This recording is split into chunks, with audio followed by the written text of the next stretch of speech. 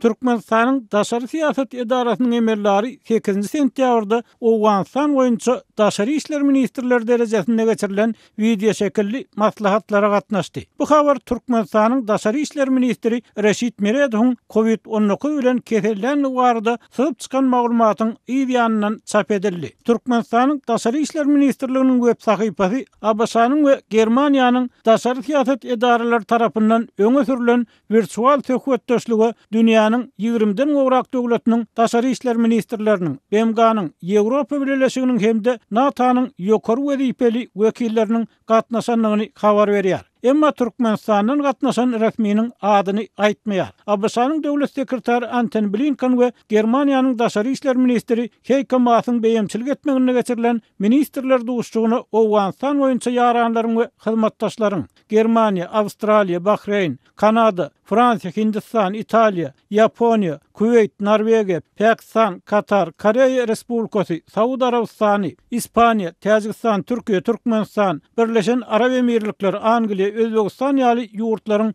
wekilleri gatnaşdy. Döwlet sekretary Blinken bolmagy mümkin insanperwerlik krizisini gowşatmakda we Talibanyň terrorçylyga garşy jogapkarçylyk talap etmekde. Şeýle-de gitmek isleýän daşary ýurt raýatlary we owganlar üçin ygtybarly ýol açmak, esasy hukuklara hormat goýan we ähli tarapy öz sınalyan hökümet töretmek meselesinde agdy birlige çağırdy. Maslahata gatnaşanlar Owganistanyň halkyna dowamly gollaw bermekde agdy bir bolmagyň möhümdi bilen alalaşdylar diýip döwlet departamentiniň habaryna bellenýär. Şu aralykda Birleşen Ştatlar kabully Talibanyň ýolbaşçylygyna diňe erkeklerden we berk şerigat düzgünlerini ýerine getirmek wada beren weteran söwüşçüleriň agdykly etmegine düzülen hökümet eglan edilenden bir gün soň ony wagtlaýyn hökümet diýip häsiýetlendirenligini we Washingtonyň hemde hyzmatdaşlarynyň berk liniýal topara basyş görkezmegini dowam etdirjekdigini aýtdy.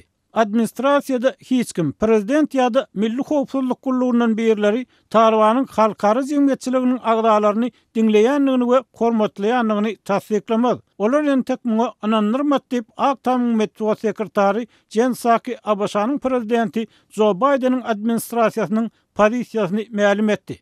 ABŞ-nyň döwlet sekretary Antony Blinken 3-nji gün ýerden Germaniýanyň we beýleki 20 gola ýurdun ýolbaşçylarynyň wekilleri bilen geçirilen duşukdan soň Owganistanyň täze hökümetine işkemde inni gadanylmaly kanunly boýunça baha beriljekdigini aýtdy. 8 sentýabrda Pakistanyň daşary işler ministri Şah Mahmud Qureşi hem Hataýyň, Eýranyň, Täjikistanyň, Türkmenistanyň we Özbegistanyň daşary işler ministrlerini Owganistanyň goňşularynyň birinji ministrler derejesindäki duşugyna çağırdy. Reuters habar gullugynyň ýazmagyna görä Qureşi Sewit ýurtlarynyň ministrler derejesinde urajak inniki virtual duşuklaryna Taliban liderlerini hem çağırmagy teklip etdi. Türkmenistanyň daşary işler ministrler derejesinde geçirilen duşuklara daşary işler ministriniň ornwasary Wepa Hajiýew gatnaşdy.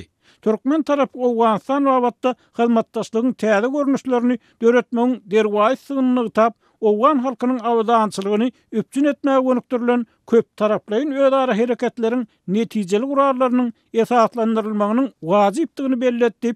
Türkmen diýiminiň habaryna aýdylýar. Azatlygyň seçmeleriniň maglumatyna görä Türkmenistanyň daşary işler ministri Reşit Meredow COVID-19 bilen kesellep 20 awgustdan bäri işe çykmaýar. Emma Türkmen diýiminiň resmisi azatlyk bilen telefon söhbetdeşligine ministriň işde görünmezliginiň sebäbi barada berilen soraglara anyk jogap bermän bu maglumaty umumlukda ret etdi.